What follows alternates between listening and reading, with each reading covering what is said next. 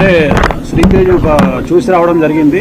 So వాళ్ళ నాన్నగారు touch చేసినప్పుడు తను రియాక్ట్ అవుతా ఉన్నాడు. సో వెంటిలేటర్ మీద కానీ ఆక్సిజన్ కానీ లేకుండా ప్రజెంట్ ఉన్నాడు. సో ఖచ్చితంగా తను త్వరలో కోలుకుంటాడని ఆశిద్దాం. ఖచ్చితంగా వాళ్లకు సంబంధించి ఏమేమి సహాయం చేయాలి అంటే చాలా మంది చెప్తా ఉన్నారు. అపమృత్యు దోషానికి సంబంధించి మృత్యుంజయ హోమాన్ని నిర్వహించాలని చాలా మంది అడ్వైజ్ చేస్తా ఉన్నారు. సో అది నేను నా సొంత డబ్బులతోని నిర్వహిద్దామని చెప్పేసి నేను ఫిక్స్ అయినా. సో తనకు కూడా వాళ్ళ ఫాదర్కి చెప్పడం జరిగింది. మృత్యుంజయ హోమాన్ని నా సొంత ఖర్చులతో నిర్వహిస్తాను. అలాగే ఒక 2 లక్షల రూపాయలు ఆ పాపకి సంబంధించి, ఎందుకంటే అక్కడ పాప కూడా ఉంది. సో చాలా మంది శ్రీతేజ్ గురించే మాట్లాడుతూ ఉన్నారు, బట్ పాప గురించి మాట్లాడలేదు. కాబట్టి నా వంతు సహాయంగా అంటే సుమారు ఒక 1000 సినిమాలకు ముహూర్తం చేసినటువంటి ఒక పురోహితుడుగా లేదా పూజారిగా నేను కూడా సినిమా సొమ్మును తిన్నాను. కాబట్టి ఒక 2 లక్షల రూపాయలు వాళ్ళ ఫ్యామిలీకి ఇవ్వాలి అనేటువంటి ఉద్దేశంతో వాళ్ళు ఇక్కడికి రావడం జరిగింది. నేను చూశానండి, నేను చూశాను. సో ఒక 90% డెవలప్మెంట్ ఉంది. 90% అంటే మెయిన్ ఆక్సిజన్ లేదు, ప్లస్ వెంటిలేటర్ లేదు. సో వాళ్ళ ఫాదర్ టచ్ చేసినప్పుడు ఏడుస్తూ ఉన్నాడు. అది నేను కళ్ళలో నీళ్ళు వస్తున్నాయి. సో అంతవరకు అయితే నేను ఇవాళ గమనించింది అయితే అది ఈరోజు. బాబులో కదలిక ఉంది, ఆక్సిజన్ లేదు. ఎట్ ది సేమ్ టైం ఆ వెంటిలేటర్ కూడా తీసేసినారు. సో ఒక నెల అటు ఇటు అయినా ఖచ్చితంగా కోలుకుంటాడనేటువంటిది నా ఉద్దేశం. దానికోసమే మన మృత్యుంజయ హోమాన్ని కూడా ఈ వారంలో నిర్వహించడానికి నేను నిర్ణయం తీసుకుంటాను. అదే ఎవరైతే అపమృత్యు దోషం అంటే దగ్గరగా ఉంటారో, క్రిటికల్ పొజిషన్లో ఉంటారో వాళ్ళు బయటపడడానికి నిర్వహించేటువంటిది మృత్యుంజయ హోమము. సో ఆ మృత్యుంజయ హోమాన్ని నిర్వహించాలి అనేటువంటిది నా సంకల్పం. మాట్లాడినాను. ఇప్పుడు వాళ్ళ ఫాదర్ వస్తే అది కూడా మాట్లాడి దానికి హోమం మన ఆఫీస్లో కానీ ఫామ్ హౌస్లో కానీ నిర్వహిస్తాం.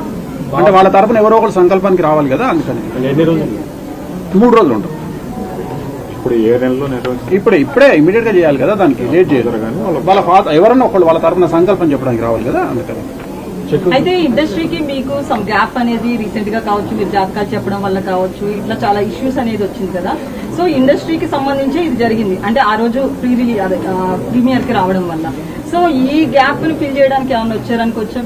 నాకేం సంబంధం. ఇప్పుడు జాతకాలను బట్టి జరుగుతాయి ఏదైనా కానీ. ఇప్పుడు అల్లు అర్జున్ జాతకరీత్యా ఆయనకు 6వ ఇంట్లో శని ఉన్నాడు కాబట్టి అది జరుగుతుంది. ఎవ్వరు అతిథులు కాదు. నేను చెప్పదలుచుకున్న పాయింట్ ఏంటంటే కలియుగంలో డబ్బు ఎక్కడ ఉంటుందో రిస్క్ అక్కడ ఉంటుంది. There is no development in comfortable zone. ప్రతి దగ్గర సమస్యలు ఉంటాయి. సమస్యలు ఉండకుండా ఎక్కడా ఉండదు.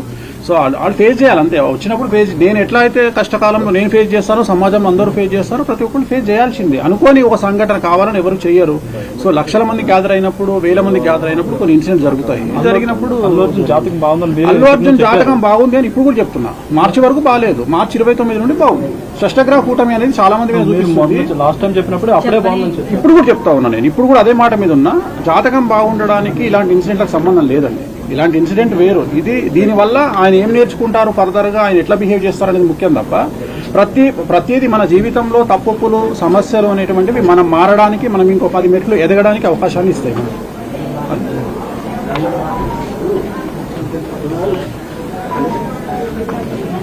సో లోపలికి వెళ్ళి చూడడం జరిగింది.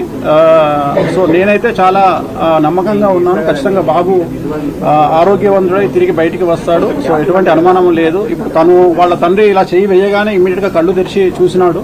సో మేమిద్దరమే ఉన్నాం లోపల.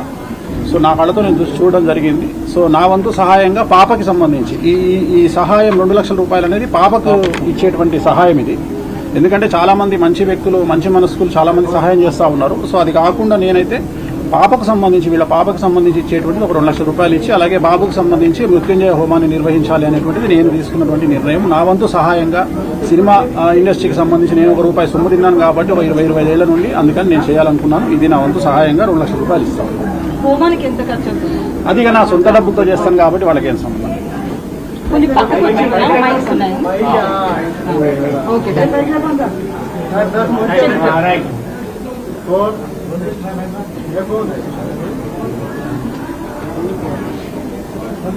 Okay.